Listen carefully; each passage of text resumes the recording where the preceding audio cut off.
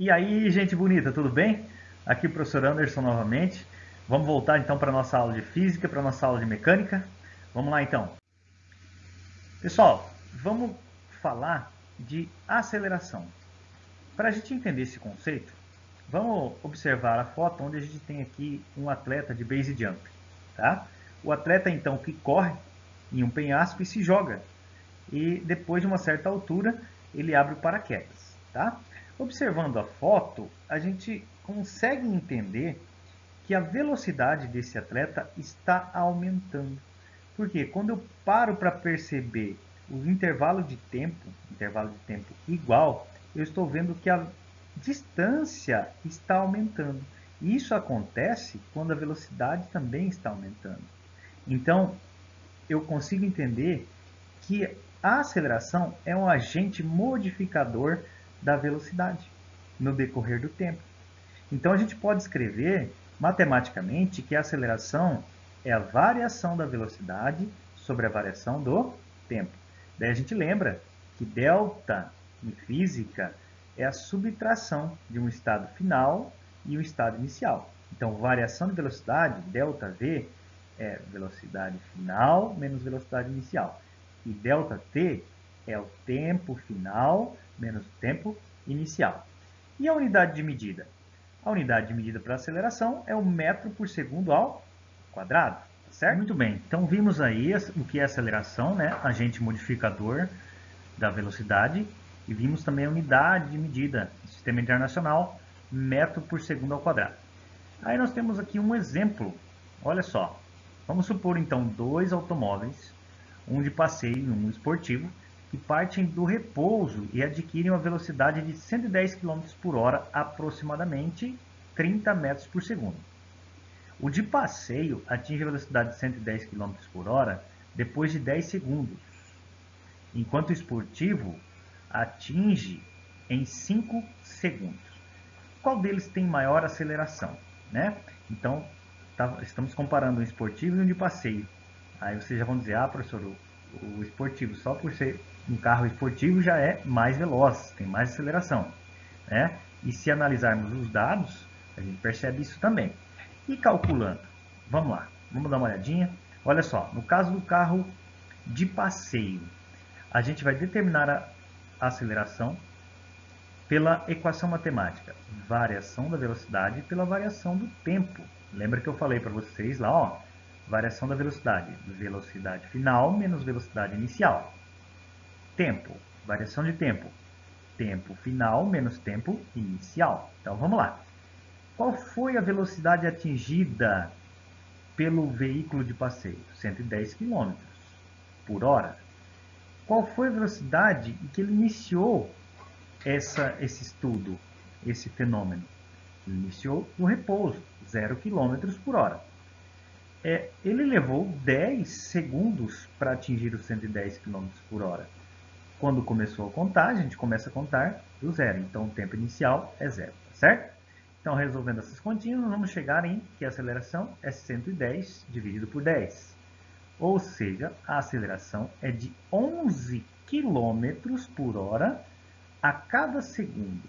Então, quer dizer o seguinte, que o carro de passeio ele está acelerando a cada segundo 11 km por hora.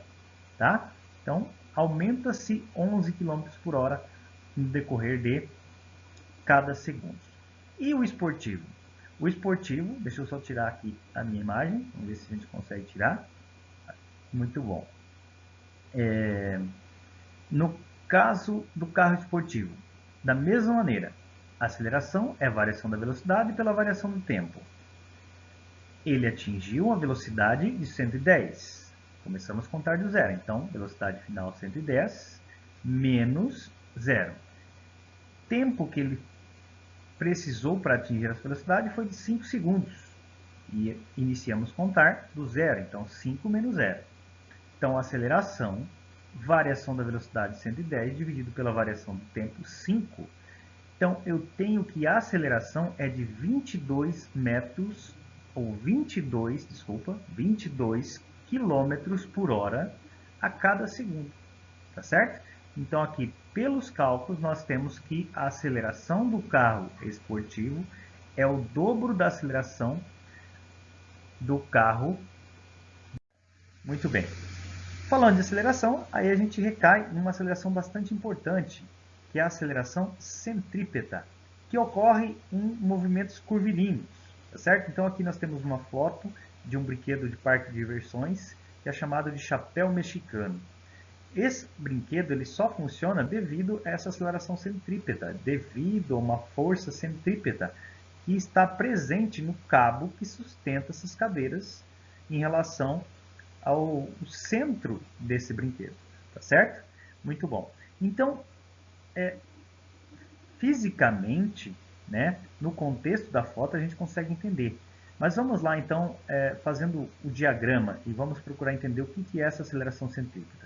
Então veja só, eu tenho uma certa velocidade em uma direção, em um sentido, e tenho uma aceleração apontando para o centro de uma curva, de maneira que essa aceleração é perpendicular.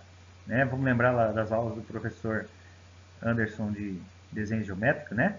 É perpendicular, 90 graus, a velocidade, então nós temos a aceleração centrípeta, tá certo? Então toda vez que eu tiver uma aceleração que tem um ângulo de 90 graus com a velocidade, então nós temos essa aceleração como centrípeta, tá certo? E o que ela faz? Ela só modifica a direção e o sentido da velocidade. Diferente do que acontece na aceleração tangencial. A aceleração tangencial, ela modifica a velocidade, sem modificar a direção e o sentido, tá certo? Então ali, a aceleração tangencial é aquela que vai ocorrer em um ângulo diferente de 90 graus. Ela vai poder acelerar o veículo, dar uma maior velocidade, ou desacelerar o veículo, ou o corpo, né, ou o móvel, diminuindo a velocidade.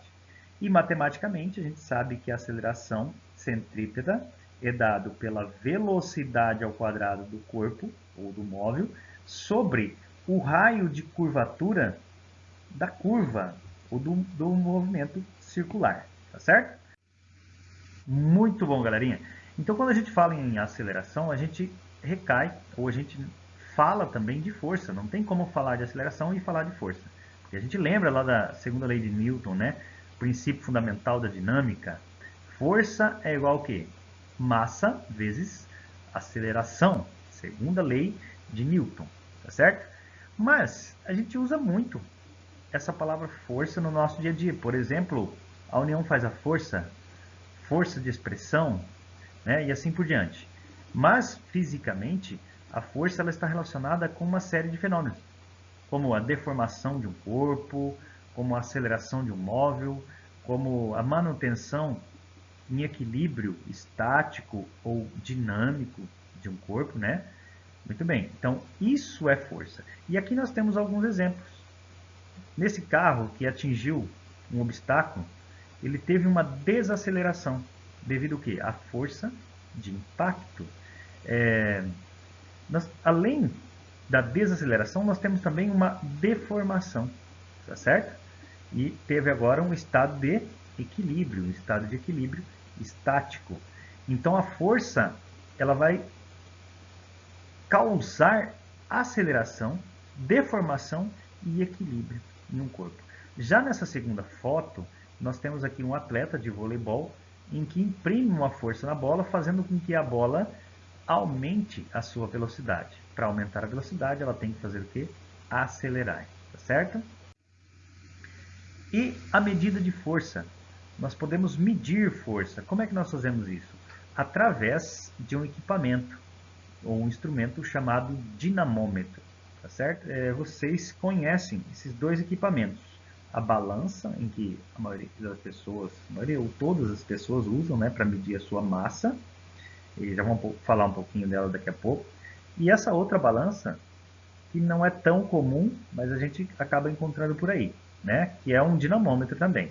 Nós temos dois tipos. Aquele dinamômetro em que é constituído por uma mola que é estendida, para indicar qual é a força, peso, e o dinamômetro em que a mola que constitui ele é comprimida, tá certo? Então, dois tipos de dinamômetro. E a gente lembra que a força peso ela é determinada pelo produto da massa vezes uma aceleração bem importante, que é a aceleração gravitacional, a aceleração da gravidade, tá certo? E agora aqui eu tenho uma informação para vocês, que o dinamômetro ele mede força. Dessa observação, a gente vai ficar pensando, se mede força, então quer dizer que quando eu subo na balança, eu não estou medindo minha massa? Correto. Eu estou medindo a minha força peso. No entanto, pela força-peso que é indicado na balança, estar em quilograma-força, e que equivale à unidade de massa, então indiretamente eu estou medindo também a minha massa. Quer ver um exemplo? Eu subo na balança e a balança vai indicar para mim 70 kg-força. Quer dizer que a minha massa é de 70 kg. Quanto à classificação de força, gente, as forças elas podem ser classificadas de várias maneiras. Vamos dar ênfase para 3 tipos. Então, o primeiro deles é quanto ao tipo de interação. Então, as forças, os dois corpos podem se interar por forças de contato e forças de campo. Tá? Então, força de contato, como o nome já diz, precisa ter um contato entre dois corpos, como a mão e o ímã. E a força de campo é uma força que ocorre diante de uma região. Como você está vendo aqui, ó, o ímã está atraindo pedaços metálicos a uma certa distância. Não há necessidade do contato. Tá? Há uma força mesmo à distância. A segunda forma de classificar, a segunda maneira, o segundo tipo, é quanto à natureza de interação entre esses corpos. Então, a natureza vai ser de força mecânica, de força elétrica e de força magnética. De força elétrica está relacionada com o átomo, com os constituintes do átomo, os prótons e os elétrons. Então, nós temos cargas elétricas no átomo, que a gente vai observar bastante, a gente vai estudar bastante lá no conteúdo de eletricidade, lá no terceiro ano, tá certo? Muito bom. E o terceiro tipo de classificação é quanto à direção de aplicação dessa força. Deixa eu tirar minha imagem daqui. Aí, muito bem. Então, aí a gente tem 2 tipos de força. 2 corpos interagem pela força tangencial e a força centrípeta. Vamos lembrar lá que a força tangencial é aquela que é tangente a um movimento circular, né? Ela tem a mesma direção e sentido, ou apenas a mesma direção da velocidade, tá certo? Já a força centrípeta é aquela que é perpendicular à velocidade e que aponta para o centro da curva, para o centro do movimento circular. Muito bom. Aí força resultante e diagramas de corpo livre. Aqui nós temos uma atleta de kitesurf em que ela usa uma pipa, uma prancha e sua habilidade para manipular a água, tá certo? É assim que funciona o kitesurf. E aí vamos fazer um diagrama de corpo livre. O diagrama de corpo livre ele é constituído por um plano cartesiano, um sistema de eixos, né? O eixo X e o eixo Y. E aí nós vamos identificar a força que está ocorrendo no atleta. Quais são as forças? A força da água, que é a força de empuxo, empurrando o atleta para cima. A força peso do atleta. A força de atrito, empurrando o atleta para trás, para manter o atleta em equilíbrio. E a força da pipa, a força do kite surf. Tá? Essa força é a força resultante. Tá? Ela está sendo equilibrada por essas 3 outras forças. O que eu digo, então? Que essa força resultante é dado pela somatória de todas as forças que estão envolvidas. A força da água, mais a força de atrito, mais a força peso. É claro que eu tenho que tomar cuidado em prestar atenção que isso aqui é a somatória vetorial. E como é que a gente faz a somatória vetorial? Vamos voltar um pouquinho lá nas aulas do professor Anderson e da professora Fernanda, né? De vetores. Eu posso fazer isso aqui pela regra do paralelogramo, posso fazer pela regra do polígono, pela decomposição de vetores, Eu acho que aqui pela decomposição de vetores está mais interessante, não é verdade? Muito bom. É isso. Muito bem, gente. Então, sabendo o que é força resultante, vamos praticar um pouquinho com esse exemplo aqui. Olha só, deixa eu só pegar aqui o laser. Muito bom. Determine a intensidade da força resultante no sistema de forças. Então, nós temos aqui duas forças sendo associadas. Uma força para a direita de 5 N e uma força para a esquerda de 2 N. E o que eu tenho que fazer nesse caso? Basta eu fazer a subtração do módulo dessas forças. Então, eu tenho para a direita uma força de 5 menos a força que vai para a esquerda, que é 2. Então, a força resultante é uma força de 3 newtons, certo? Beleza, então, minha gente. Então, para a gente encerrar, fica aqui um desafio para vocês, tá certo? E dê uma olhadinha lá no link que eu deixei para vocês, tem algumas questões para vocês resolverem para praticar, tá ok? Até a próxima, fiquem com Deus.